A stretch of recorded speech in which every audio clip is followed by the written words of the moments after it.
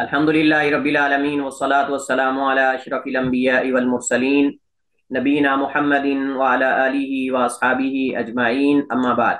किताबुल ईमान, इसकी हमने 5 हदीसें जो हैं वो पढ़ ली हैं और आज हमारे पास छठी हदीस है जो कि अगर पहली हदीस हम साथ शामिल कर लें, हदीस उमर बिन खत्ताब रजी अल्लाह तआला अन्हु, इन्नमल अमालु बिन्नियात, तो हमारे पास छठी हदीस है अब्दुल्ला इब्न अम्र इब्न अल-आस रजी अल्लाह तआला अन्हु की। कौन पढ़ेगा आप में से? अस्सलाम वालेकुम सर, मैं पढ़ती हूँ। वालेकुम सलाम व रहमतुल्लाहि व बरकातुहू। हाँ पढ़ें, बिस्मिल्लाह। रहमान रहीम। वन अब्दुल्ला बिन उमर काला काला अन रसूलुल्लाह अब्दिल्लाह इब्न अम्रिन वान अब्दिल्लाह इब्न अम्रिन वन अब्दुल्ला बिन अमर काला काला रसूलुल्लाह सल्लल्लाहु अलैहि वसल्लम अल मुस्लिमु मिन सलम अल अल मुस्लिमून मिन लिसान। मुस्लिमु मन सलिमल मुस्लिमूना। आप सब आने से पहले हदीसें पढ़ के आया करेंगे। आप सब आने से पहले हदीसें, तकरीबन 4-5 हदीसें आप आगे वाली पढ़ के आया करेंगे। पिछला सबक भी दोहरा के आया करेंगे और आगे वाला सबक भी। आप हदीसें अगर पढ़ के आएंगे तो इंशाल्लाह आपकी अरबी इबारत दुरुस्त होगी और आप जो है वो अच्छे तरीके से अरबी समझ सकेंगे और पढ़ सकेंगे। तो सर वो ये इराब वगैरह नहीं, तो इस वजह से वो कंफ्यूजन होती है। हाँ, तो इराब के बगैर ही तो पढ़ना असल काम है। यही तो अरबी इंशाल्लाह आप पढ़ेंगे ना आगे, आप अरबी ग्रामर वगैरह, तो वहां फिर इंशाल्लाह ये बगैर इराब के भी आप पढ़ लेंगे। तो ओके सर। हाँ, तो आप पढ़ के आएंगे तो फिर अरबी बगैर इराब के भी होगी तो आप सही पढ़ लेंगे इंशाल्लाह। ओके। चलें। अल मुस्लिमु मन सलिमल मुस्लिमूना मन सलिमल मुस्लिमूना मिन लिसानिही व यदैहि वल वयदी मुहाज व वयदी। यदी हम्म। व यदीहि वल मुहाजिरु मिन हजरा मा मन नहीं। हजरा वल मुहाजिरु मन हजरा मा नहल्लाहु अन्हु। मन हजरा मा नहा अल्लाहु अन्हु। चलिए खैर, ठीक है, अहसन थी।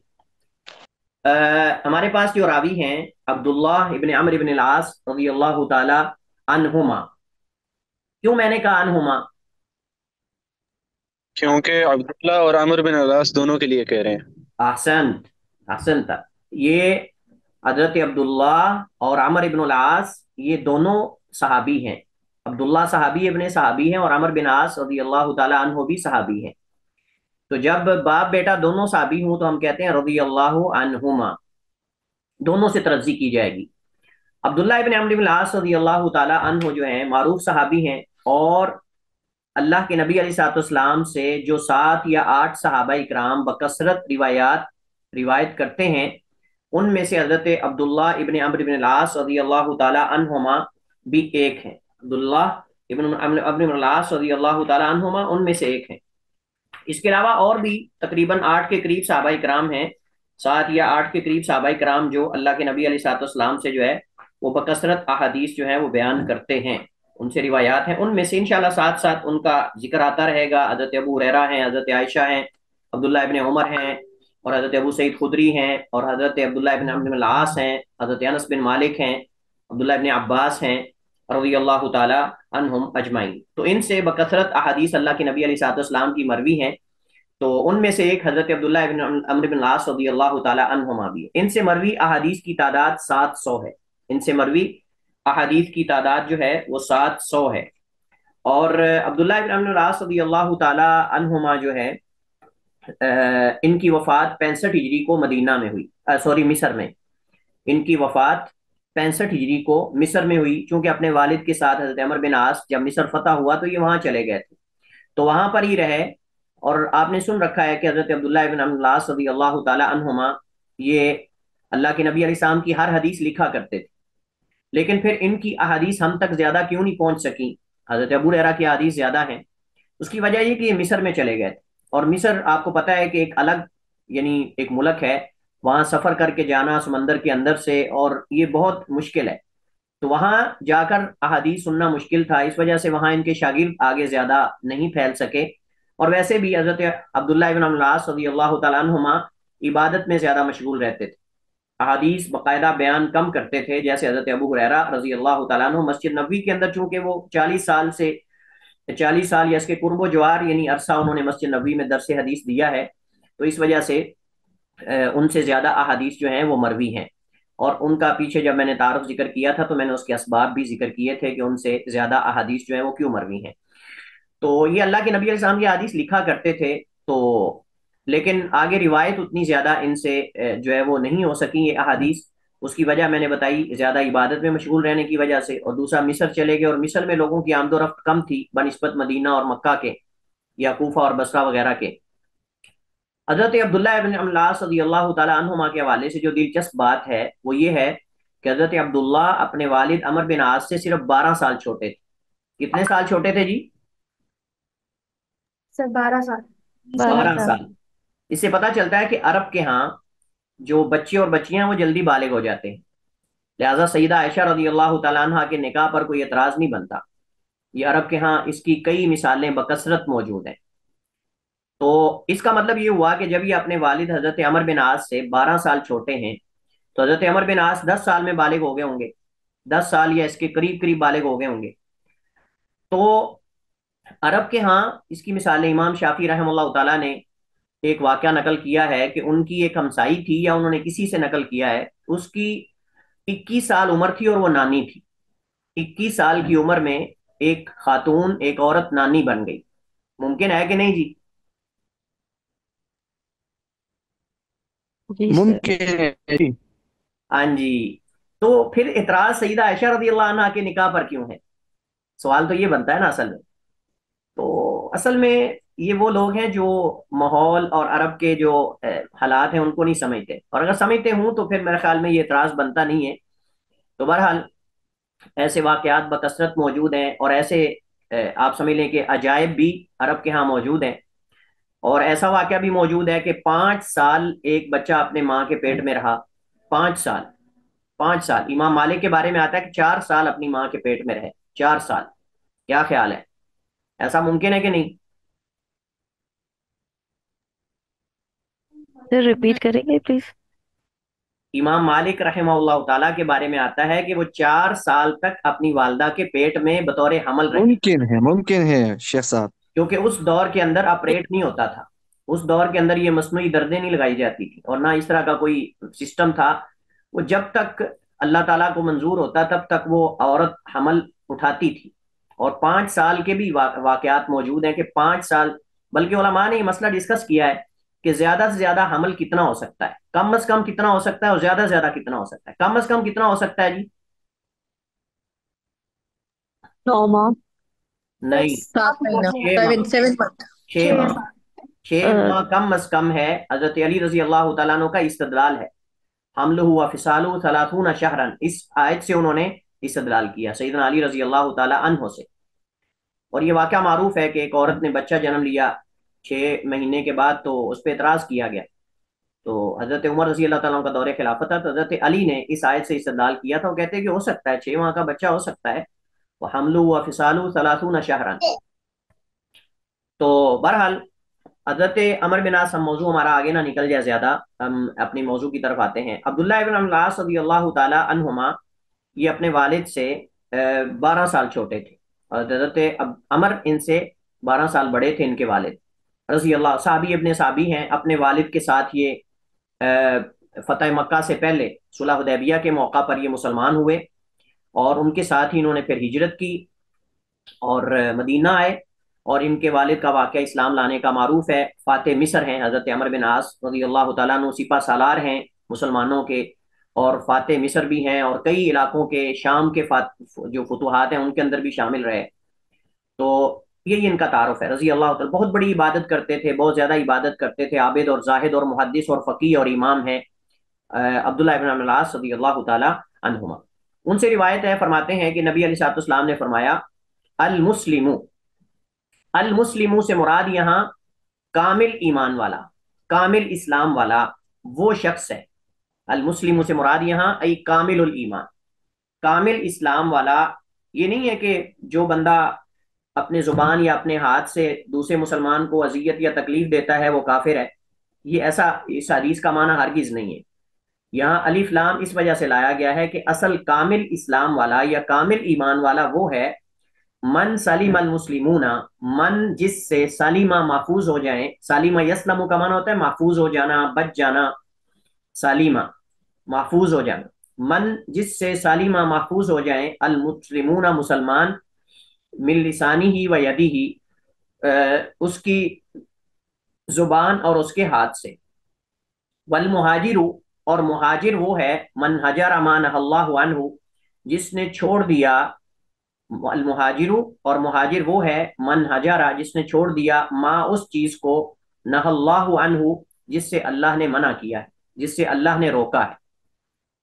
حدیث پہلے مکمل کر لیں، پھر انشاءاللہ ہم اس کے جو مسائل ہیں اس پہ بات کرتے ہیں۔ ھذا لفظ البخاری، یہ امام بخاری کے الفاظ ہیں، ولی مسلم اور امام مسلم کے ہاں یہ الفاظ ہیں، ان رجلا سأل النبی، ایک آدمی نے اللہ کے نبی علیہ الصلوۃ والسلام سے سوال کیا، ای المسلمین، ای المسلمین خیر، مسلمانوں میں سے کون زیادہ خیر اور بہتر ہے، کون زیادہ افضل ہے، کون زیادہ بہتر ہے؟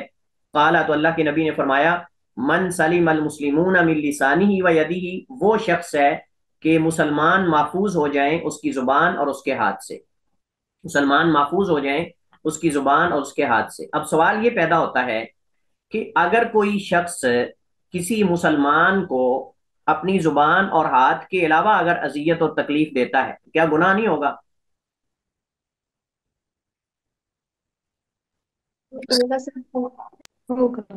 ہاں جی، تو پھر اس کو کیوں ذکر کیا گیا ہے زبان اور ہاتھ کو؟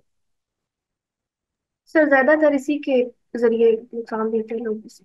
احسنتی، تو زیادہ اور تر سر ایک اور پوائنٹ اس میں یہ کہ اللہ کے نبی صلی اللہ علیہ وسلم کی حدیث بھی ہے کہ میری امت میں زیادہ تر لوگ صرف اس شر کی وجہ سے جہنم میں جائیں گے کہ اپنی زبان اور شرمگاہ کی حفاظت نہیں جی کرتے۔ بالکل احسنتی، بالکل احسنتی، ایسے ہی ہے کہ نبی کریم علیہ تحیت و تسلیم نے فرمایا کہ وَهَلْ يَكُبُّ النَّاسُ عَلَى وُجُوهِهِمْ عَلَى مَنَاخِرِهِمْ أَوْ عَلَى وُجُوهِهِمْ إِلَّا وَهَلْ يَكُبُّ النَّاسَ إِلَّا حَصَائِدُ أَلْسِنَتِهِمْ، کہ کیا لوگوں کو اوندے منہ جہنم میں ان کو داخل کرے گی کوئی چیز سوائے ان کے إِلَّا حَصَائِدُ أَلْسِنَتِهِمْ، ان کی زبانوں کی کمائی، ان کی زبانوں کی کمائی۔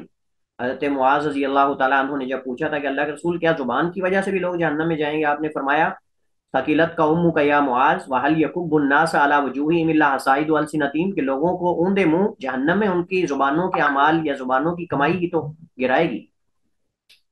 تو یہاں ذکر کرنے کا مقصد یہ ہے کہ زیادہ تر انسان جس چیز سے دوسروں کو اذیت دیتا ہے وہ زبان اور ہاتھ، لیکن اگر کسی اور طریقے سے بھی اگر کوئی کسی کو ٹھڈا مارتا ہے یا کونی مارتا ہے، مثلا کونی کے اندر چلے وہ تو ید میں آ جاتا ہے، یا وہ کسی اور طریقے سے مثلا آنکھ سے اگر وہ اشارہ کر کے قتل کرواتا ہے یا کوئی کسی کو نقصان پہنچاتا ہے یا کوئی غلط فعل کرتا ہے، تو وہ بھی اس میں آئے گا، وہ بھی تکلیف میں آئے گا۔ لیکن چونکہ زیادہ تر غالباً انہی دو اعضاء سے دوسروں کو اذیت دی جاتی ہے، تو اس وجہ سے جو اغلب ہے، اکثر ہے، اس کا ذکر کر دیا، باقی اس کے تابع ہے۔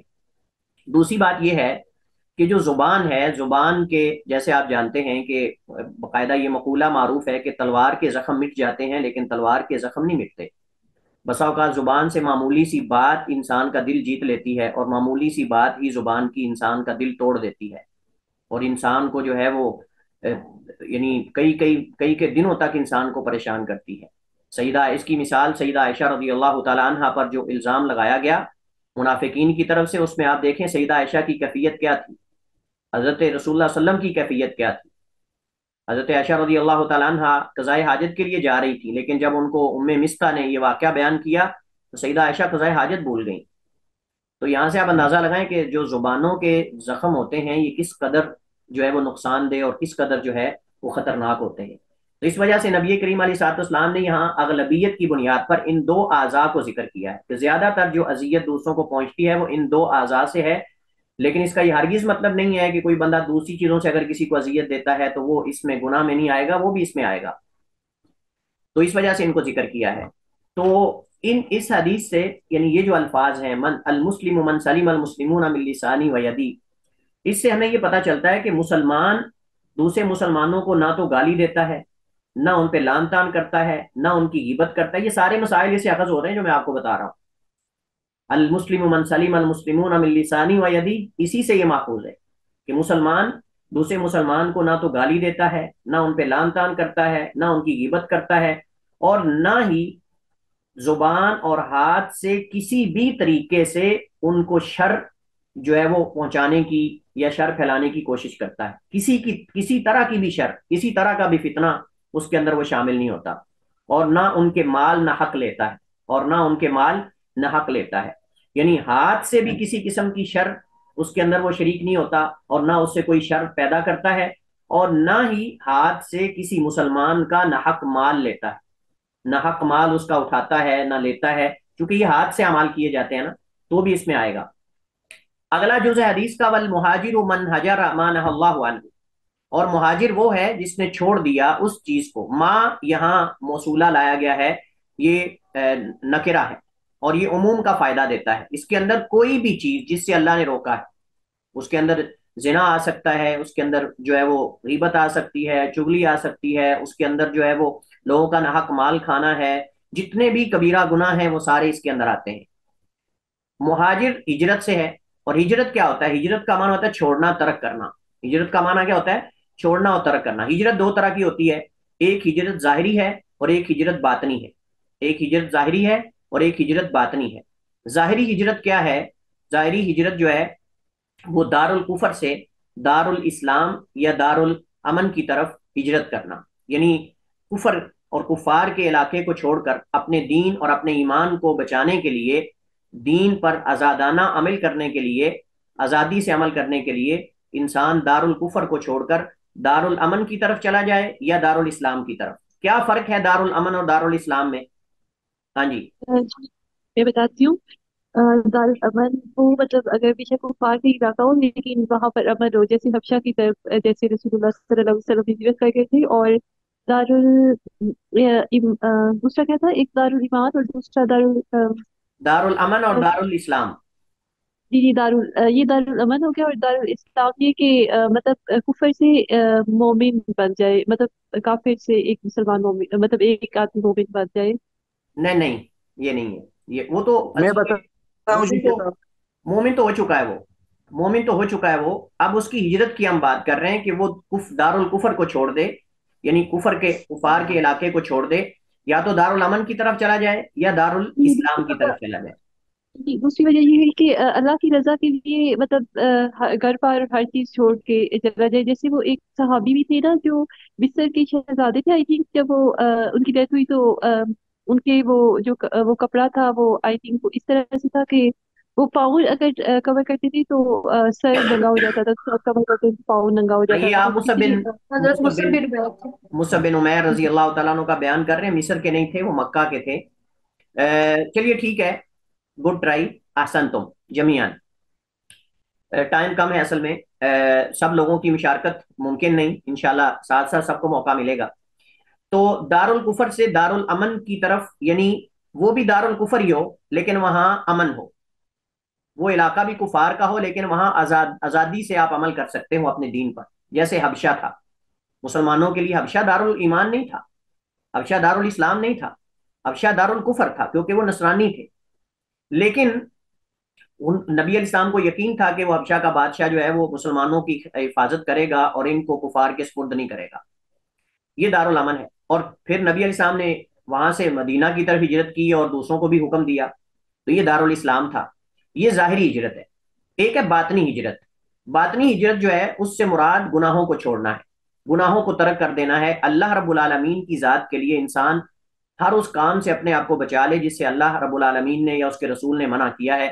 یہ مطلب ہے حدیث کے ان الفاظ کا کہ والمہاجر من حجر ما نہى اللہ عنہ، اور مہاجر وہ ہے کہ من حجرہ جس نے چھوڑ دیا، من حجرہ جو چھوڑ دے یا جس نے چھوڑ دیا، ما اس چیز کو یعنی ہر اس چیز کو، نہى اللہ عنہ، نہى ینہا کا معنی ہوتا ہے روکنا، جس سے اللہ سبحانہ وتعالیٰ نے روکا ہے، اور جس سے اللہ تعالیٰ نے روکا ہے اس کے اندر سارے کبیرہ گناہ آتے ہیں، صغیرہ بھی اس کے اندر آتے ہیں، کبیرہ بھی آتے ہیں۔ جتنے بھی چیزوں سے اللہ تعالیٰ نے روکا ہے اس کو کہتے ہیں حرام، اس کو محظور بھی کہتے ہیں، حرام بھی کہتے ہیں، حرام بھی کہتے ہیں اور محظور بھی کہتے ہیں۔ اور اس سے مراد وہ فعل ہے کہ جس کے کرنے سے شارع نے لازمی طور پر رکنے کا حکم دیا، جس کے کرنے سے لازمی طور پر شارع نے رکنے کا حکم دیا ہو، اور اس کے رکنے والے کو اجر و ثواب ملے اور اس کے کرنے والے کو گناہ اور سزا ملے، اس کے رکنے والے کو اجر و ثواب ملے اور اس کے کرنے والے کو گناہ اور سزا ملے، یہ جو ہے وہ حرام کی تعریف ہے، یہ حرام کی تعریف ہے۔ تو مراد یہاں حرام محرمات جتنے بھی ہیں وہ سارے اس کے اندر آتے ہیں۔ یہ الفاظ تو تھے امام بخاری کے، امام مسلم کے ہاں یہ الفاظ ہیں کہ ایک آدمی نے آ کر اللہ کے نبی سے پوچھا تھا، نبی کائنات علیہ تحیت و تسلیم سے ایک آدمی نے آ کر سوال کیا، ان رجولن، میں نے آپ کو بتایا تھا کہ انا جو ہے یہ اپنے اسم کو نصب دیتا ہے اور خبر کو رفع دیتا ہے، تو یہاں انا کی وجہ سے رجولن ہم نے منصوب پڑھا، ٹھیک ہے۔ تو ایک آدمی نے سوال کیا اللہ کے نبی سے، ای المسلمین خیر، مسلمانوں میں سے کون سا مسلمان زیادہ خیر اور بہتر ہے، یعنی افضل ہے۔ خیر کے معنی خیریت کے جو ہے وہ عربی زبان میں افضل کے بھی آتے ہیں، بہتر کے بھی آتے ہیں، چنے ہوئے کے بھی آتے ہیں، اور متوسط کے بھی آتے ہیں، جو افراط و تفرید کے درمیان ہو اس کے لیے بھی یہ لفظ استعمال ہوتا ہے۔ قال، تو اللہ کے نبی نے فرمایا، من سلم المسلمون من لسانی و یدی، کہ جس سے مسلمان اس کی زبان اور اس کے ہاتھ سے محفوظ ہوں وہ مسلمانوں میں سب سے افضل ہے، وہ مسلمانوں میں سے سب سے افضل اور سب سے جو ہے وہ بہتر ہے۔ یہ نبی علیہ الصلوۃ والسلام کے حدیث کے الفاظ ہیں۔ اب اس حدیث سے ہمیں فوائد کیا اخذ ہوتے ہیں؟ اس حدیث سے ہمیں یہ فوائد اخذ ہوتے ہیں کہ ایمان کے اجزاء ہیں، ایمان کے کئی مراتب اور ایمان کے کئی درجات ہیں، اور وہ ان نیک اعمال کرنے سے اور گناہوں سے بچنے سے وہ درجات پورے ہوتے ہیں، اور انسان جس قدر نیکیاں کرے گا اور گناہوں سے بچے گا اس قدر اس کا ایمان جو ہے وہ تکمیل کی طرف اور کمال کی طرف جو ہے وہ بڑھے گا۔ تو اس سے پتہ چلتا ہے کہ کچھ اعمال ایسے ہیں جو حصی ہیں، کچھ ایسے اعمال ہیں جو مانوی ہیں۔ اس حدیث کے اندر ہمیں جو ہے وہ تمام قسم کے گناہوں کو چھوڑنے کا حکم دیا گیا ہے، اور ترغیب دلائی گئی ہے کہ تمام قسم کے گناہوں کو چھوڑ دیا جائے اور اس چیز کو لازم پکڑا جائے جس کا اللہ رب العالمین نے حکم دیا ہے۔ اور اس کی حدیث کے اندر ہمیں اس چیز کا بھی بیان کیا گیا ہے، یا اس چیز کو بھی بیان کیا گیا ہے کہ مسلمانوں میں سے افضل مسلمان وہ ہے جو اللہ کے حقوق بھی ادا کرے اور رسول کے حقوق بھی ادا کرے۔ یہ بڑا اہم پوائنٹ ہے، اور یہ حدیث سے کہاں سے اخذ کیا ہے؟ کون آپ میں سے بتائے گا؟ حقوق اللہ کہاں سے اخذ کیے ہیں، حقوق العباد کہاں سے اخذ کیے ہیں؟ ہاں جی سر حقوق العباد اس حدیث سے ثابت ہو گیا کہ کہاں سے؟ زبان اور کس حصے ہاتھ، سے؟ کس حصے جی سے؟ ٹھیک ہے ٹھیک ہے، ہاں ٹھیک ہے بتائیں۔ جی جی اور سر، گناہوں یہ کو جو چھوڑائی حدیث ہم نے پڑھی ہے اس سے زبان اور ہاتھ۔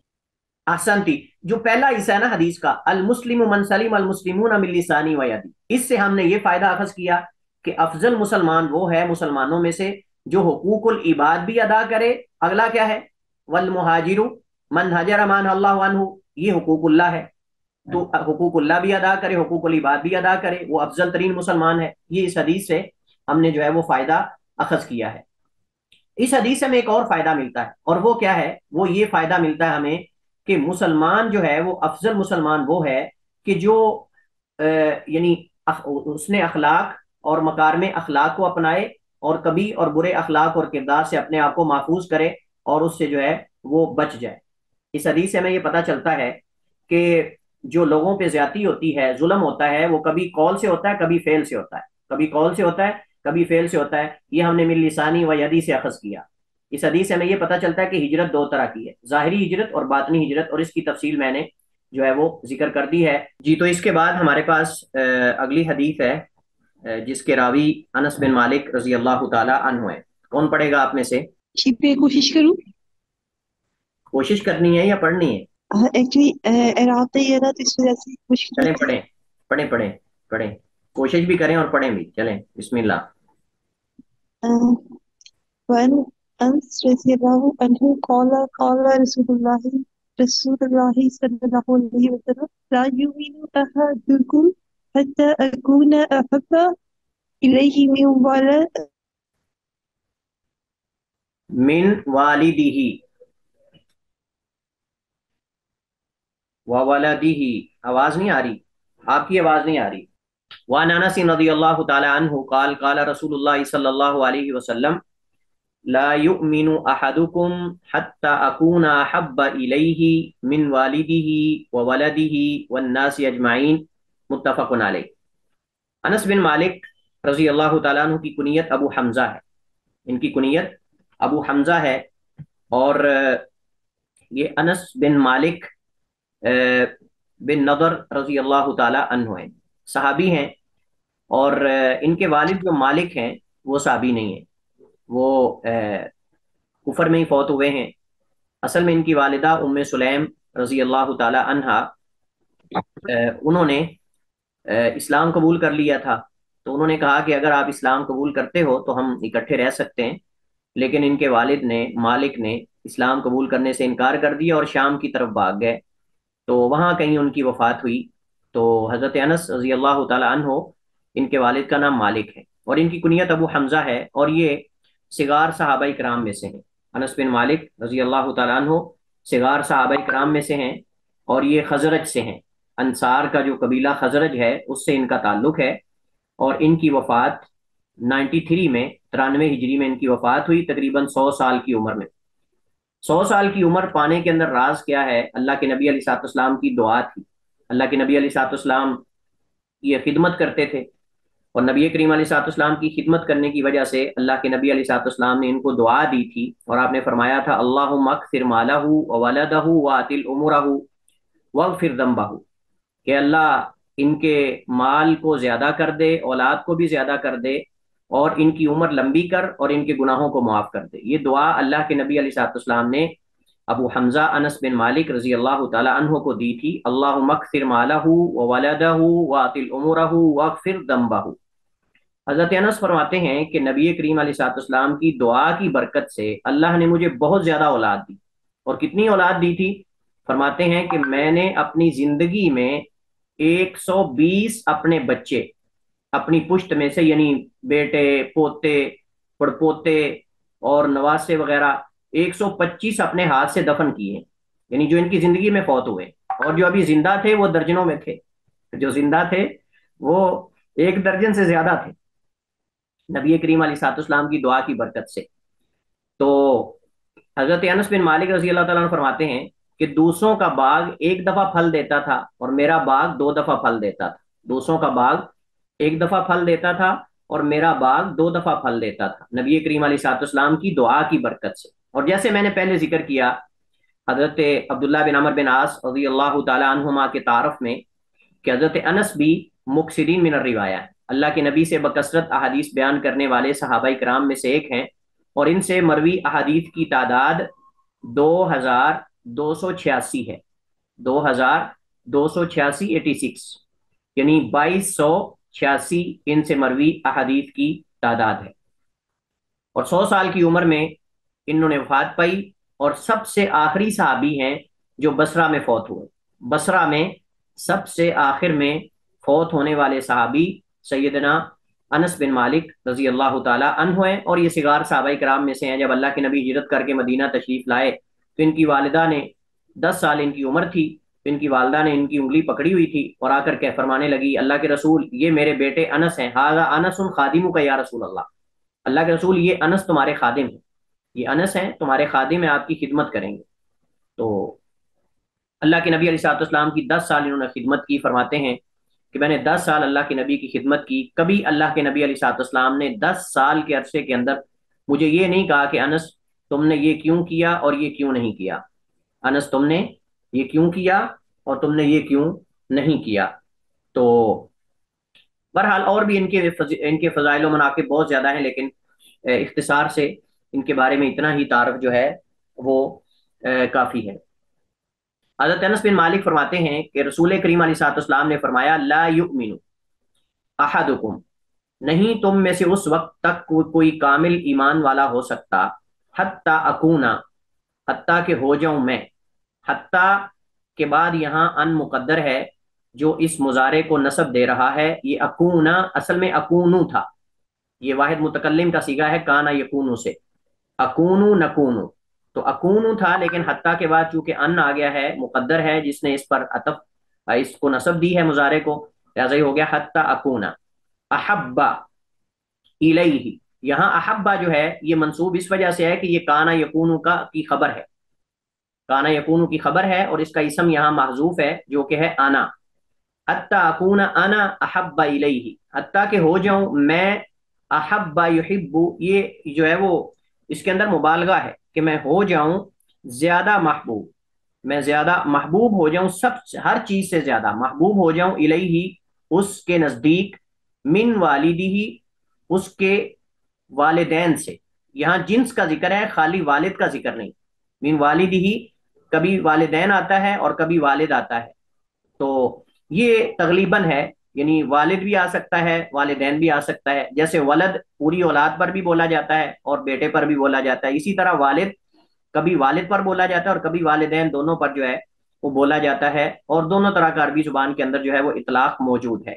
حتیٰ کہ ہو جاؤں میں محبوب الیہ، اس کے نزدیک، من والدی، اس کے والد سے یعنی والدین سے، وولدی، اور اس کے بیٹے سے نہیں، وولدی، اور اس کی اولاد سے. یہاں مراد اولاد ہے. یہاں دیکھیں پہلے خاص ذکر کیا، والد، ولد، والناس اجمعین، پھر اس کے بعد عام ذکر کیا تاکہ پہلے والے افراد بھی اس میں داخل ہو جائیں اور جو ان دونوں کے علاوہ ہیں.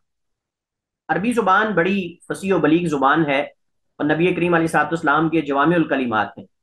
والدین اس کے اندر باپ، ماں، دادا، پردادا، آخر تک، ماں، نانا، نانی، جو بھی والدین کے اندر آتے ہیں اصول کے اندر، وہ سارے یہاں مراد ہیں. کوئی بھی نبی سے بڑھ کر محبوب نہیں ہونا چاہیے. وہ ولدی، اولاد کے اندر صرف بیٹا بیٹی نہیں بلکہ پوتا، نواسا، نواسی، پوتی، آخر تک جتنے بھی انسان کی پشت سے اولاد ہوتی ہے وہ سارے یہاں مراد ہیں. جنس مراد ہے اولاد، کوئی بھی ہو جو اولاد کے اندر فروع کے اندر آتے ہیں. والناس اجمعین، اور اسی طرح تمام لوگوں سے میں زیادہ محبوب ہو جاؤں، یعنی مجھ سے زیادہ محبت کرے ان سب سے. اب والناس اجمعین کے اندر پہلے لوگ بھی شامل ہیں، والد بھی، ولد بھی، یعنی والدین بھی، اولاد بھی. تو خاص کے بعد عام کو ذکر کیا ہے پہلوں میں تاکید پیدا کرنے کے لیے، اور جو ان کے علاوہ ہیں ان کو اس میں شامل کرنے کے لیے حکم میں، ان کو اس حکم میں شامل کرنے کے لیے جو ہے وہ ذکر کیا ہے. اس حدیث کو یہاں کتاب الایمان کے تحت لانے کا مقصد یہ ہے کہ نبی کی محبت ایمان میں سے ہے، نبی کریم علیہ الصلوۃ والسلام کی محبت ایمان میں سے ہے، اور یہ ایمان کے شعبوں میں سے ایک شعبہ ہے، اور یہ ایمان کے شعبوں میں سے ایک شعبہ ہے، ایمان کی خصلتوں میں سے ایک خصلت ہے، اور ایمان کے خصائص میں سے ایک خاصہ ہے. لہٰذا نبی کریم علیہ الصلوۃ والسلام سے جس قدر ہماری محبت زیادہ ہوگی اس قدر ہمارے ایمان میں اضافہ ہوگا. اور جتنے انسان پر حقوق ہیں اللہ تعالیٰ کے حق کے بعد سب سے زیادہ اہم ترین حق نبی علیہ الصلوۃ والسلام کا ہے، سب سے زیادہ حق نبی کریم علیہ الصلوۃ والسلام کا ہے. اور یہ اصول ایمان میں سے، نبی کی محبت اصول ایمان میں سے ہے. اور اکثر جو ہے وہ قرآن کریم اور احادیث کے اندر جو ہے وہ اللہ تعالیٰ کی محبت کے ساتھ متصل بعد اس کو ذکر کیا گیا ہے. نبی کریم علیہ الصلوۃ والسلام کی محبت ایمان میں سے ہے. اس وجہ سے اللہ کے نبی علیہ السلام نے حضرت عمر رضی اللہ تعالیٰ عنہ کو فرمایا تھا، جب حضرت عمر نے کہا تھا کہ اللہ کے رسول انت احب الی من کل شیء الا من نفسی، کہ اللہ کے رسول آپ مجھ سے ہر چیز سے زیادہ مجھے محبوب ہیں سوائے میری جان کے. تو اللہ کے نبی نے کہا لا عمر، عمر پھر ابھی تک تمہارا ایمان مکمل نہیں ہوا، حتی اکون احب الیک من نفسی، حتیٰ کہ میں آپ کی جان سے بھی زیادہ محبوب ہو جاؤں. قال، حضرت عمر فرماتے ہیں واللہ اللہ کی قسم انت الان احب الی من نفسی، آپ اس وقت میرے نفس، میری جان سے بھی زیادہ مجھے محبوب ہے. اللہ کے نبی نے فرمایا الان یا عمر، اب تمہارا ایمان مکمل ہوا، یعنی اب تم صحیح معنوں ایمان لے. اس سے پتہ چلتا ہے کہ محبت اللہ کے نبی علیہ الصلوۃ والسلام سے یہ ایمان کا جزو لا ینفک ہے، جزو لا ینفک ہے. اور نبی کی محبت اس وقت تک مکمل نہیں ہوتی جب تک اللہ کے نبی کی اطاعت اور اتباع نہ کی جائے، جب تک اللہ کے نبی کی اطاعت اور اتباع نہ کی جائے اس وقت تک نبی کی، بلکہ اللہ کی محبت بھی اس وقت تک مکمل نہیں ہوتی. اللہ رب العالمین سے بھی ہماری محبت اس وقت تک مکمل اور تمام نہیں ہوگی جب تک ہم نبی کی اتباع نہیں کریں گے. اور اس وجہ سے آیت امتحان کے اندر اللہ سبحانہ و تعالیٰ نے اس کو ذکر کیا ہے، قل ان کنتم تحبون اللہ فاتبعونی یحببکم اللہ. اس کو آیت امتحان بھی کہتے ہیں، اس کو آیت امتحان بھی کہتے ہیں کہ اگر تم اللہ سبحانہ و تعالیٰ، کیونکہ کئی لوگ محبت سے، اللہ تعالیٰ سے محبت کا دعویٰ کرتے تھے، یہودی بھی دعویٰ کرتے تھے اللہ سے محبت کا، کہتے تھے نحن ابناء اللہ واحباؤ، نحن ابناء اللہ واحباؤ، کہ ہم اللہ کے بیٹے اور اس کے محبوب ہیں. تو اہل مکہ بھی یہ دعویٰ کرتے تھے، کئی یہ دعویٰ کرتے تھے. تو اللہ تعالیٰ نے یہ آیت امتحان نازل فرمائی، قل ان کنتم تحبون اللہ، اگر تم اللہ تعالیٰ سے صحیح معنوں میں محبت کرتے ہو فاتبعونی، تم میری اتباع کرو. محمد کریم علیہ الصلوۃ والسلام کو اللہ فرما رہا ہے کہ تم ان کو کہو میری اتباع کرو، پتہ چل جائے گا کون سچا کون جھوٹا ہے. یحببکم اللہ، اللہ تم سے محبت کرے گا. اللہ کی محبت کے اصول کا ذریعہ بھی نبی کی اتباع ہے. نبی علیہ الصلوۃ والسلام کی اطاعت ہے۔ لہٰذا پتہ چلتا ہے کہ خالی دعوے، خالی نعرے، بغیر اتباع اور بغیر عمل کے ایسی محبت کا کوئی فائدہ نہیں۔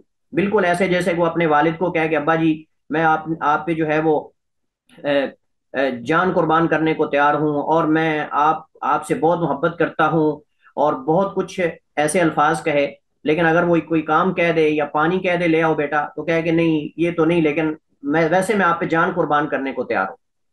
تو ایسے ہی ہمارے مسلمانوں کا حال ہے کہ ہم نبی کریم علیہ الصلوۃ والسلام کی حرمت پہ تو جان قربان کرنے کے نعرے لگاتے ہیں، لیکن نبی کی اطاعت پہ ہم تو نبی کے حکم پر جو ہے وہ نماز پڑھنے کو تیار نہیں۔ ہم میں سے کتنے احکامات اللہ کے نبی کے ہم دن رات ان کو ٹھکرا رہے ہیں، تو لیکن ہم جان قربان کرنے کو تیار ہیں، اسے آسان کام نہیں کرنے کو تیار۔ جان قربان کرنا تو بہت بڑا کام ہے، ہم تو نماز پڑھنا کو مشکل ہے جان قربان کرنے سے، اس سے تو مشکل نہیں، لیکن ہم کہتے ہیں جان نکال لو پہلے نماز، کئی کہتے ہیں نماز نہیں پڑھنی لیکن جان نکال لو۔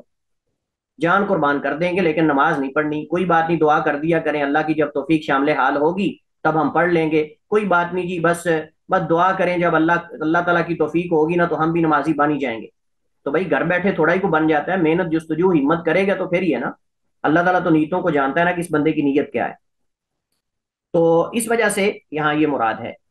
اچھا، اس کے جو حدیث ہے اس سے نبی علیہ الصلوۃ والسلام کی جو محبت ہے اس کا اس بات ہے، اس سے پتہ چلتا ہے کہ نبی کریم علیہ الصلوۃ والسلام پہ نفس اور مال دونوں قربان کر دینا یہ اللہ کے نبی علیہ الصلوۃ والسلام کی محبت ہے۔ نبی کریم علیہ الصلوۃ والسلام کی محبت، آپ پہ نفس اور مال دونوں قربان کر دینا یہ اللہ کے نبی علیہ الصلوۃ والسلام کی محبت۔ اللہ کے نبی علیہ الصلوۃ والسلام کی ذات پر، آپ کی سنت پر اپنے مال اور جان قربان کرنا یہ نبی علیہ الصلوۃ والسلام کی محبت کے اندر شامل۔ اس حدیث سے نبی علیہ الصلوۃ والسلام کی محبت کا وجوب ثابت ہوتا ہے کہ اللہ کے نبی علیہ الصلوۃ والسلام سے محبت کرنا یہ واجب ہے اور ایمان کا جز ہے، اور اس کے بغیر ایمان آپ کا مکمل نہیں۔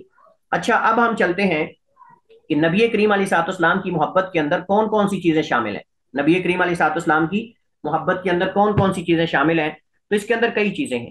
سب سے پہلے تو یہ ہے کہ ہم اللہ کے نبی علیہ الصلوۃ والسلام کی تعظیم کریں، آپ کا احترام کریں، جیسے اللہ کے نبی علیہ الصلوۃ والسلام کی شان کے لائق ہے، لیکن اس کے اندر افراط نہ ہو، تفریط نہ ہو۔ اللہ کے نبی کی ایسی تعظیم کریں، ایسا احترام کریں کہ جس کے اندر افراط و تفریط نہ ہو۔ افراط کا معنی کیا ہے کہ آپ کو آپ کے مقام سے بڑھا کر الوہیت کا مقام دے دیں، مشکل کشا بنا دیں، یا ایسا کوئی لقب دیں جو اللہ کے نبی کو پسند نہ تھا، اور نہ اللہ کے نبی علیہ السلام کی ایسی توہین کریں کہ جو اللہ کے نبی کی شان کے لائق نہیں، ایسے الفاظ اللہ کے نبی کی شان کے بارے میں کہیں کہ جو اللہ کے نبی علیہ السلام کی شان میں تنقیص اور توہین پیدا کرنے والے ہوں۔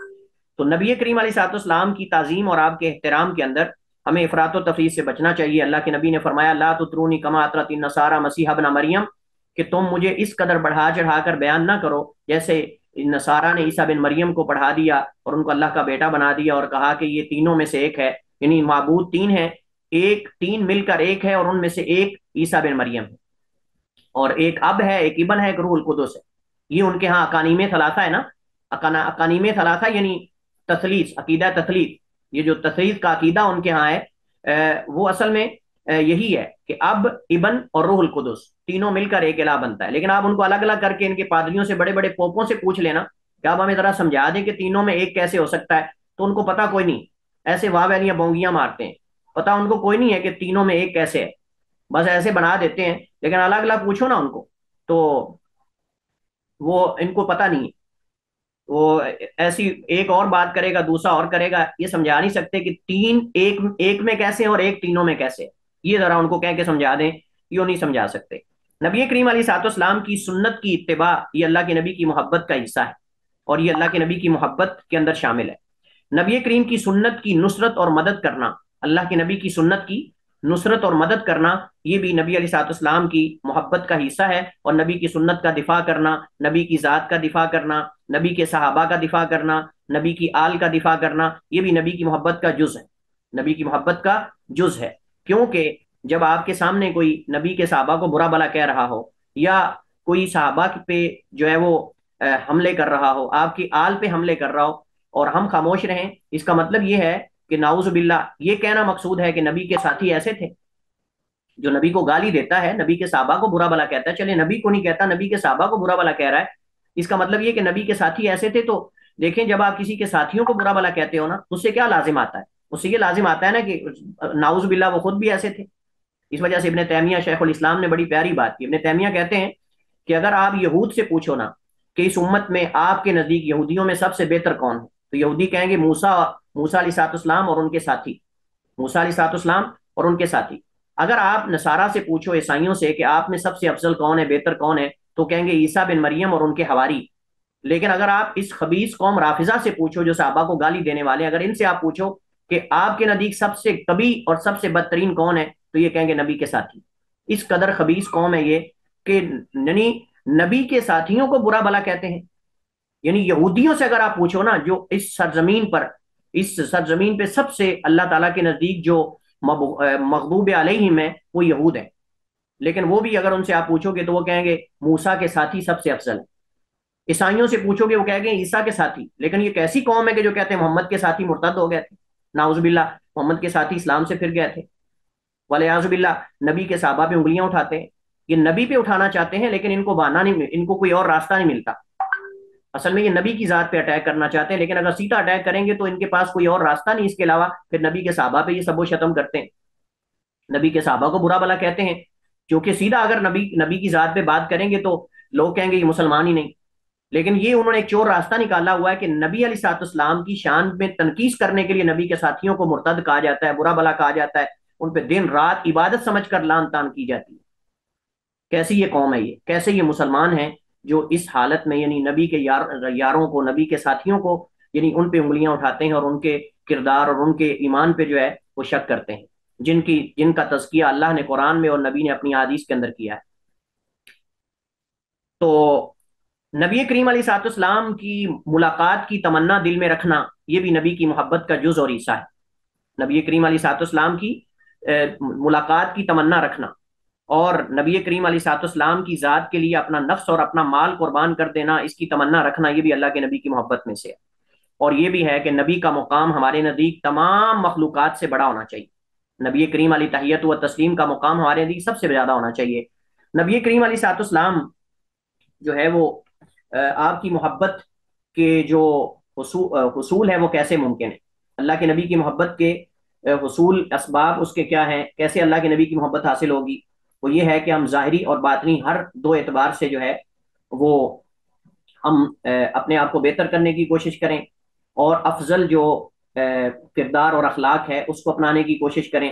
تمام مخلوقات کے ساتھ احسان کریں، تمام مخلوقات کے ساتھ احسان کریں، اور اسی طرح جو ہے وہ اپنے آپ کو صراط مستقیم پر جو ہے وہ چلائیں.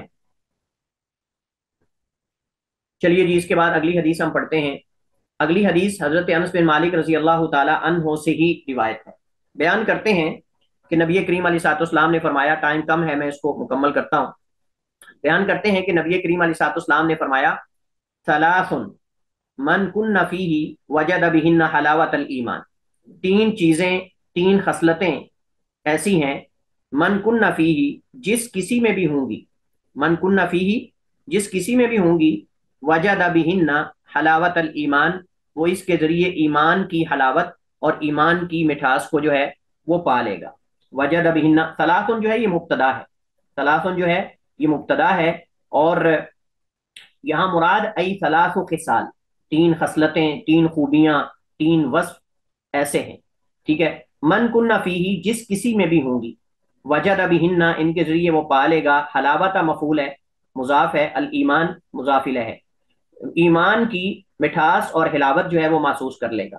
اچھا، یہاں ایک بڑا اہم پوائنٹ میں ذکر کرنے لگا ہوں. ایمان کی حلاوت اور ایمان کی مٹھاس، اس کی تین علامات اور تین نشانیاں ہیں. یعنی کیسے ہم محسوس کر سکتے ہیں کہ یہ بندہ ایمان کی حلاوت اور ایمان کی مٹھاس جو ہے وہ محسوس کر رہا ہے. اس کی تین نشانیاں، تین علامات یا تین چیزیں ہیں ایمان کی حلاوت محسوس کرنے کی. سب سے پہلی چیز، اللہ کی اطاعت اور فرما برداری میں انسان لذت محسوس کرے. اللہ کی اطاعت اور فرما برداری میں انسان لذت محسوس کرے، یہ پہلی چیز ہے. نمبر دو، اللہ کے دین کی خاطر انسان ہر قسم کی مشقت کو برداشت کرے. دوسری چیز، یعنی یہ دوسری چیز ہے، اللہ کے دین کی خاطر انسان ہر قسم کی مشقت کو برداشت کرے. تیسری چیز، دین کی خاطر دین کی خاطر جو مشقتیں آنے والی ہیں، جو پریشانیاں اور مصائب آنے والے ہیں، ان پر دنیا کی ساری مشقتیں قربان کر دے. دنیا و مافیہا، اس کی ہر چیز جو ہے وہ قربان کر دے. یعنی مطلب یہ ہے ان کو ترجیح دے، دین کی خاطر پیش آنے والی مشقتوں کو ہر چیز پر ترجیح دے. یہ اصل میں یعنی یہ نہیں کہ جب انسان کو مشقت آئے تو پھر انسان دنیا کا فائدہ دیکھے، آخرت کا فائدہ نہ دیکھے. یہ نہیں. تو تین چیزیں ہیں. ایک تو یہ کہ اللہ کی عبادت اور اطاعت میں لذت محسوس کرے، جب بھی کرے تو اس کو یعنی آپ سمجھ لیں کہ اخلاص کے ساتھ کرے، دل لگی کے ساتھ کرے. اس کو صرف جیسے کہتے ہیں نا کہ فارمیلٹی پوری کرنے کے لیے، کاروائی پوری کرنے کے لیے، یا صرف لوگوں کو دکھانے کے لیے کہ چلے جی میں نمازی ہو گیا ہوں بس ٹھیک ہے، نہیں. بلکہ وہ عبادت جب لذت انسان محسوس کرتا ہے نا عبادت کی، وہ جیسے ہم نے پیچھے پڑھا تھا احسان کے اندر، ہم نے اس کے 2 مرتبے اور 2 درجے پڑھے تھے. ہم نے کہا تھا کہ اس کے اندر ایک جو ہے وہ مرتبۃ الطلب و شوق ہے، اور دوسرا مرتبۃ الحرب ہے. تو وہ ہے ان تعبد اللہ کانک تراہ فإن لم تکن تراہ فإنہ یراک، کہ جب انسان نماز کو اس کی روحانیت کے ساتھ پڑھتا ہے، سمجھ کر پڑھتا ہے، اور نماز کو نماز سمجھ کر پڑھتا ہے. شیخ ابن عثیمین رحمہ اللہ تعالیٰ فرماتے ہیں کہ جب آپ وضو کرنے لگے نا تو آپ 4 چیزیں ذہن میں رکھا کریں، تو انشاءاللہ آپ کو کبھی وضو کرنا مشکل نہیں ہوگا. 4 چیزیں ابن عثیمین رحمہ اللہ فرماتے ہیں کہ آپ وضو کرتے ہوئے 4 چیزیں ذہن میں رکھیں. سب سے پہلی چیز کیا ہے کہ آپ جب وضو کرنے لگیں تو آپ کہیں کہ یہ میرے اللہ کا اور رسول کا حکم ہے. نمبر 1 اللہ کا حکم اور رسول کا حکم ہے. نمبر 2 نبی کی سنت ہے، یہ نبی کے طریقے پر میں عمل کر رہا ہوں. نمبر 3 اس پر میرے گناہ معاف ہوں گے، اس پر میرے گناہ معاف ہوں گے. نمبر 4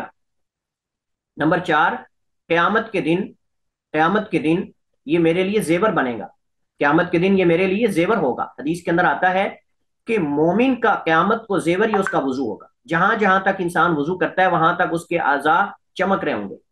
اور یہ وہ حدیث اللہ کے نبی صلی اللہ علیہ وسلم نے فرمایا کہ انہ ذکر الصلاۃ یوما فقال من حافظ علیہا کانت نورا وبرہانا ونجاتا یوم القیامہ ومن لم یحافظ علیہا لم تکن له نورا ولا برہانا ولا نجاتا یوم القیامہ، کہ جو نماز کی پابندی کرتا ہے اس کے لیے کان لہ نورا، نور ہوگا، وبرہانا اور دلیل ہوگی، ونجاتا اور نجات ہوگی یوم القیامہ قیامت کے دن. لیکن جو نہیں پڑھتا اس کے لیے نہ نور ہے، نہ نجات ہے، نہ برہان ہے، نہ اس کے لیے قیامت کو جو ہے وہ جنت ہے. تو یہ مقصد ہے کہ وہ فرماتے ہیں کہ آپ جب بھی وضو کرنے لگے یہ 4 چیزیں اگر مومن ذہن میں رکھتا ہے نا تو یقین جانے کبھی اس کو وضو کرنا مشکل نہیں ہوگا. اسی طرح نماز کی کیفیت ہے کہ جب انسان نماز پڑھے تو یہی چیزیں ذہن کے اندر رکھے. نبی کریم علیہ الصلوۃ والسلام نے فرمایا ایک دن فرمایا کہ اگر تم میں سے کسی کے گھر کے سامنے سے اگر نہر گزرتی ہو اور اس میں 5 دفعہ وہ دن میں غسل کرے، هل يبقى من درنی شیء، کہ کیا اس کی میل کچیل میں سے کچھ باقی رہے گا؟ صحابہ نے کہا اللہ رسول نہیں. اب نے میں ذالک مثل الصلوات الخمس، یہی مثال 5 نمازوں کی ہے. جو مسلمان پڑھتا ہے اللہ اس کو گناہوں سے اس طرح دھو دیتا ہے، اللہ اس کو گناہوں کے اس طرح. اور آپ کتاب و طہارہ کے اندر وہ حدیث انشاءاللہ پڑھ رہے ہوں گے یا پڑھیں گے انشاءاللہ، جس کے اندر وضو کی فضیلت اور وضو کے فضائل جو ہیں وہ انشاءاللہ آئیں گے. ہمارا وہ موضوع جو ہے وہ نہیں ہے، ہمارا وہ موضوع جو ہے وہ نہیں ہے. تو یہ اصل میں مقصود ہے کہ جیسے مریض یعنی اگر انسان جو ہے وہ اطاعت اور نیکی کی لذت محسوس کرتا ہے تو صاف ظاہر ہے کہ اس سے پھر انسان فائدہ مند یعنی دلچسپی سے عبادت کرتا ہے. اور جب انسان دلچسپی سے عبادت کرتا ہے نا پھر چھوڑتا نہیں جلدی. لیکن جب انسان ریاکاری کرتا ہے تو پھر جب لوگ نہیں دیکھ رہے ہوتے تو سست ہو جاتا ہے. یہ اس کی سب سے بڑی علامت ہے. تھوڑی دیر کے لیے کرتا ہے چھوڑ دیتا ہے. لیکن مومن مستقل مزاج ہوتا ہے. مومن جو چیز کرتا ہے وہ مستقل مزاجی کے ساتھ کرتا ہے اور وہ اخلاص اور للہیت جو ہے وہ اس پر مبنی کرتا ہے. من کان اللہ و رسولہ احب الیہ، تو یہ اصل میں مقصود ہے. اب بتایا جا رہا ہے کہ اس حلاوت ایمان جو ہے اس کی علامات کیا ہے. حلاوت ایمان کی علامات کیا ہیں؟ من کان اللہ و رسولہ احب الیہ مما سوا، کہ جس کے لیے اللہ اور اس کے رسول محبوب ہوں، سب سے زیادہ محبوب ہوں، مما ہر اس چیز سے سوا ہما جو ان دونوں کے علاوہ، یعنی اللہ اور اس کے رسول جو ہے وہ ہر اس چیز سے زیادہ محبوب ہوں جو ان دونوں کے علاوہ. اللہ اس کے رسول کے علاوہ کوئی چیز انسان کو محبوب نہیں ہونی چاہیے اس لیول پر، اس مقام پر. آپ دیکھیں یہاں اللہ اس کے رسول کی محبت کو اکٹھا ذکر کیا ہے، جیسے میں نے پچھلی حدیث میں ذکر کیا. تو یہ سب سے پہلی نشانی ہے. اگر ایک انسان جو ہے وہ یہ سمجھتا ہے کہ نہیں یہاں فلاں، اگر میں فلاں، جیسے ہمارے یہاں بعض کہتے ہیں جی فلاں رسم میں نے پوری نہ کی تو فلاں ہو جائے گا، فلاں میں نے یہ نہ کیا تو یہ ہو جائے گا، لوگ کیا کہیں گے. نہیں، آپ نے سب سے پہلے یہ دیکھنا ہے کہ اللہ اس کے رسول صلی اللہ علیہ وسلم وہ کیا کہیں گے. یہ ہمیں سب سے پہلے دیکھنا ہوگا. من کان اللہ ورسولہ احب الیہ مما سواہما، کہ جس کے لیے اللہ اس کے رسول زیادہ محبوب ہوں ہر اس چیز سے جو ان کے علاوہ ہے. اس کا مطلب یہ ہے کہ دنیا و ما فیہا کی ہر چیز ہمیں اللہ اس کے رسول سے زیادہ محبوب نہیں ہونی چاہیے، بلکہ اللہ اس کے رسول کی محبت ہر چیز سے مقدم ہونی چاہیے. اور یہ پچھلی حدیث کی ہی تاکید اور تائید ہے. ومن احب عبدا لا يحبه الا للہ، اور جس نے کسی بندے سے محبت کی نہیں اس سے محبت کی مگر اللہ کے لیے. ہماری دنیا میں محبتیں ہوتی ہیں یعنی مال کے لیے، وجاہت کے لیے، عہدے کے لیے، منصب کے لیے. علماء نے ایک ضابطہ ذکر کیا ہے، علماء نے ایک ضابطہ ذکر کیا ہے، اور وہ ضابطہ کیا ہے؟ علماء کرام فرماتے ہیں کہ اللہ کے لیے جو محبت ہوتی ہے اس کی علامت یہ ہے کہ وہ کسی بندے کے ساتھ نیکی کرنے سے اس میں اضافہ نہ ہو، اور اس کے ساتھ جو ہے وہ ناراض ہونے سے اس میں کمی نہ ہو. یعنی جو اللہ اس کے رسول کی خاطر ہماری محبت ہے کسی بندے سے، وہ دنیا کے مطالب پورے ہونے یا نہ ہونے پر کم زیادہ نہیں ہونی چاہیے. مطلب یہ ہے کہ اگر کوئی بندہ جو ہے وہ آپ کو پیسے دے تو آپ اس کی محبت میں بڑھ جائیں، اگر کوئی نہ دے تو آپ اس سے ناراض ہو جائیں اور رشتہ ناتا ہی توڑ دیں. جو اسلامی رشتہ اور آپس میں مسلمانوں کا ایک بھائی چارہ ہے اس کو آپ ختم ہی کر دیں، راستہ ہی بدل لیں. تو یہ نہیں، یعنی کچھ دینے سے بڑے نہ اور کچھ نہ دینے سے کم نہ. دنیا کے معاملات اس کے اندر مداخلت نہیں ہونی چاہیے. یہ محبت ہے جو خالص اللہ کے لیے، اور اس کا بہت بڑا اجر و ثواب ہے. اللہ کے نبی نے فرمایا، اللہ تعالیٰ فرماتا ہے المتحابون لجلالی تحت ظل یوم القیامہ، او کما قال علیہ الصلوۃ والسلام، کہ میری ذات کے لیے جو محبت کرنے والے دو ہیں وہ قیامت کو میرے عرش کے سائے تلے ہوں گے. ایک حدیث میں میرے سائے کے نیچے ہوں گے، اور ایک حدیث میں ہے نور کے ممبروں پر ہوں گے، علی منابر من نور، نور کے ممبروں پر ہوں گے، جو اللہ کے جلال کے لیے، اللہ کی ذات کے لیے آپس میں محبت کرتے ہیں. اور وہ دوسری حدیث اس کی مزید تائید کرتی ہے. اللہ کے نبی علیہ الصلوۃ والسلام نے ابغض للہ وآت للہ، منع للہ وآت للہ، احب للہ وابغض للہ، منع للہ وآت للہ.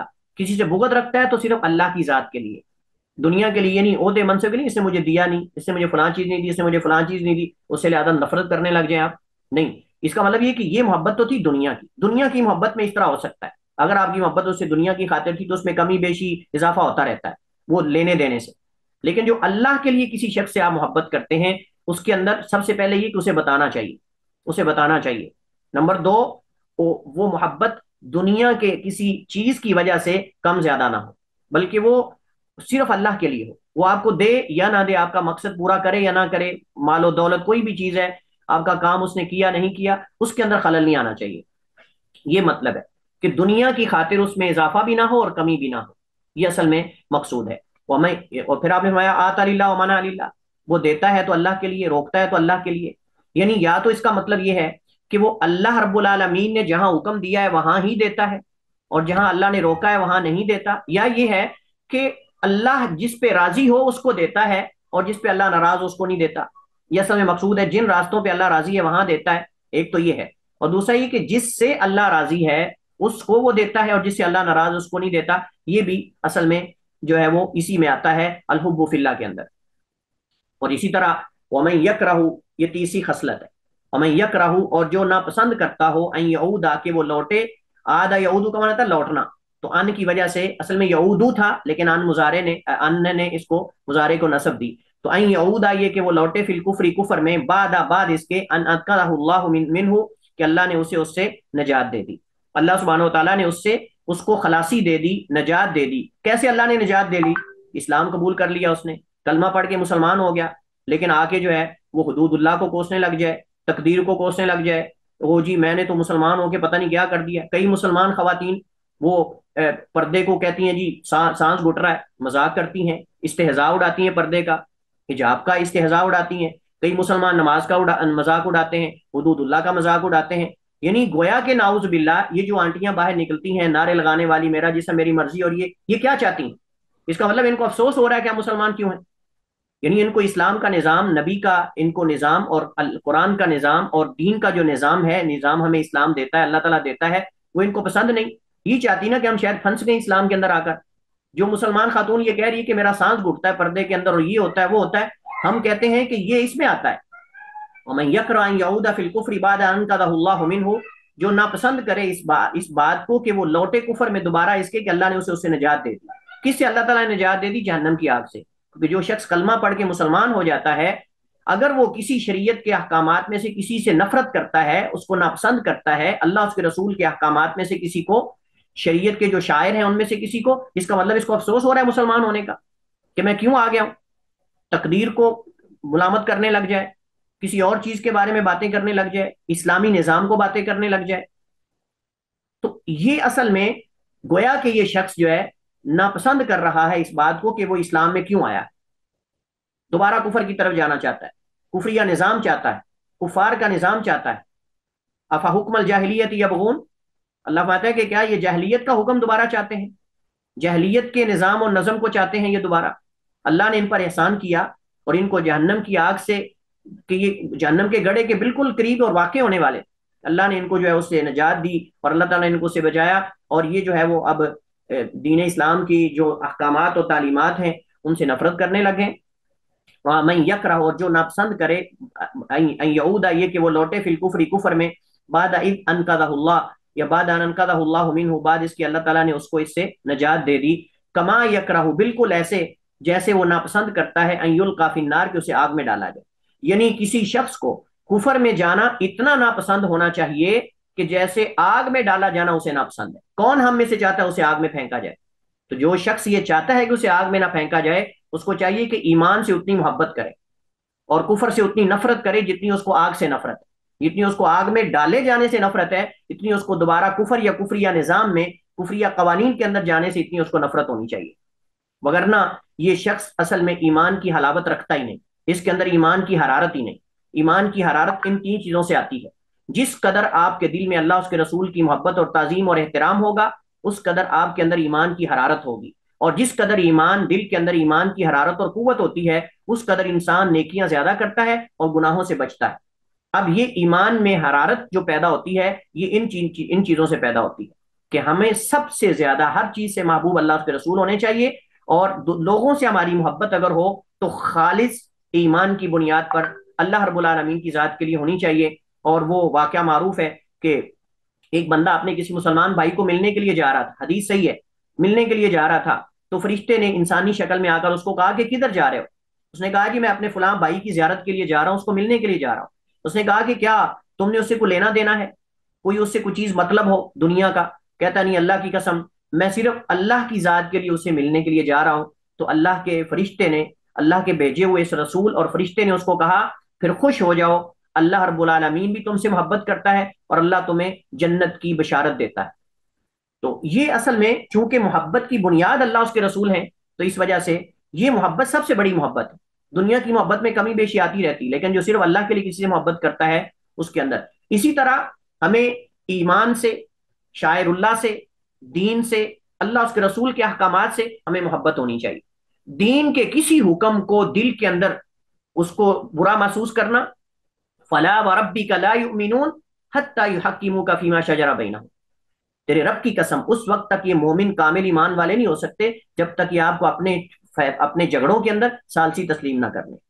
اللہ فرماتا ہے پھر ان کے سینے کے اندر، ان کے دل کے اندر آپ کے فیصلے کے بارے میں گھٹن بھی نہیں ہونی چاہیے. جو محمد کریم نے فیصلہ سنا دیا، حکم سنا دیا، وہ پہنچنے کے بعد اس مومن کے دل کے اندر گھٹن، تنگی نہیں ہونی چاہیے کہ یہ فیصلہ کیسا ہے، یہ تو بڑا مشکل ہے، یہ تو ایسا ہے، یہ تو ویسا ہے. یہ اگر دل کے اندر آ گیا تو سمجھے ایمان کا علاج کریں، اپنے ایمان کو درست کریں. ایمان کے اندر حرارت نہیں رہی، ایمان کو حرارت کی ضرورت ہے. ایمان کی حرارت اگر دل کے اندر ہوگی، جس قدر حرارت زیادہ ہوگی اس قدر انسان گناہوں سے زیادہ دور ہوگا، اس قوت کی بنیاد پر جو حرارت کی قوت ہے، اور اسی قدر نیکیوں کی طرف زیادہ بڑھے گا. واللہ تعالی عالم و احکم، وصلی اللہ وسلم علی نبینا محمد وعلی آلہ وصحبہ وسلم.